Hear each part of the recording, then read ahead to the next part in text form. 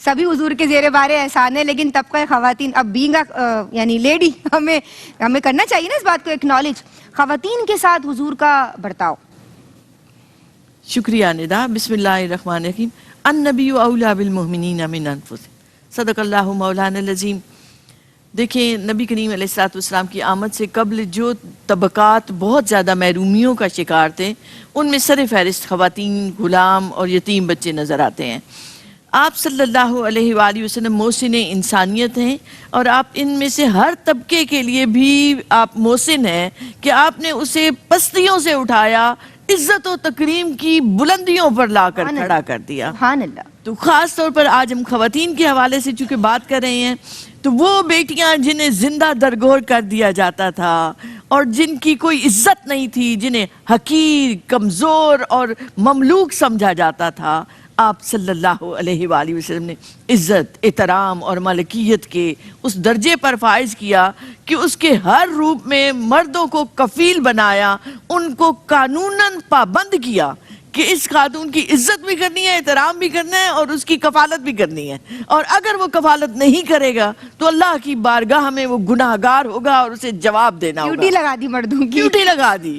یہ ہم کیوں نہ ہم فخر کریں، فخر کرتے ہیں کہ ہم ایمان والے ہیں اور سرکار دو عالم حضور علیہ الصلوۃ والسلام کے امتی ہیں۔ ہم یہ کیوں کہیں کہ بھائی اللہ نے سردار بنایا ہے، حکمیت دی ہے، ایگزیکٹلی، کیونکہ ڈیوٹی بھی تو لگ گئی جی، گھر کی ملکہ بنا دیا، گھر کا مالک بنا دیا، اور ملکیت کا حق دیا اسے، عزت کا حق دیا، رازداری کا حق دیا اسے، کفالت کا حق دیا، اور پھر آپ دیکھیں تو ہر شعبے میں بیٹی ہے تو اسے جینے کا حق دیا، پہلے تو اسے زندگی کا حق دیا، تعلیم کا حق دیا، تربیت کا حق دیا، اسے حق کے وراثت دیا جو پہلے نہیں تھا، کبھی بھی اس کو ملکیت نہیں دی گئی تھی۔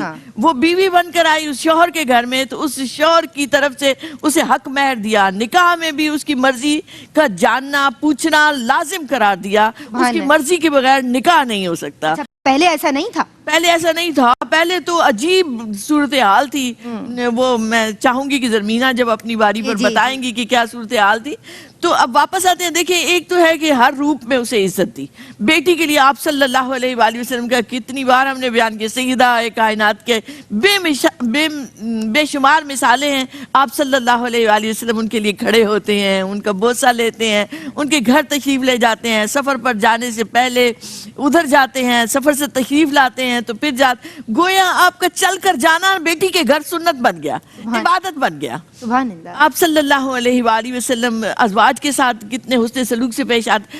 پھر ہم آئے معاشرے کی طرف، دیکھیں کتنے واقعات موجود ہیں۔ ایک بوڑھی دیوانی عورت ہے اور آپ صلی اللہ علیہ وآلہ وسلم جانماز پر کھڑے ہیں، امامت کے مصلے پر ہیں، وہ آ کر آواز دیتی ہے اور آپ صلی اللہ علیہ وآلہ وسلم وہ مصلہ چھوڑ دیتے ہیں۔ وہ دیوانی عورت آپ کا ہاتھ پکڑتی ہے، مدینہ پاک کی گلیوں میں آپ کو لے کر پھرتی ہے، اور آپ صلی اللہ علیہ وآلہ وسلم کی بات سنتے ہیں۔ صحابہ کہتے ہیں یہ تو دیوانی ہے۔ تو آپ صلی اللہ علیہ وآلہ وسلم نے فرمایا کہ پکارا اس نے کس کو ہے؟ اللہ۔ تو ان دیوانوں کی بھی سنی جاتی ہے وہاں۔ اسی طرح آپ دیکھیں تو قرآن مجید میں آتا ہے قد سمع اللہ قول التی تجادلک، وہ ایک خاتون آتی ہیں، وہ آ کر آپ صلی اللہ علیہ وآلہ وسلم سے اپنے زوج کے بارے میں بات کرتی ہیں، تو اللہ نے ان کی بات سنی۔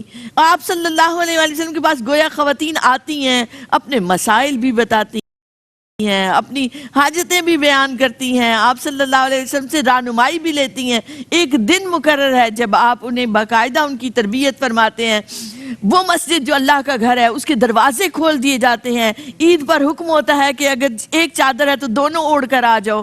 تو اس طرح ایک خواتین کو اس مین سٹریم میں جگہ دی، عزت اور احترام کے ساتھ۔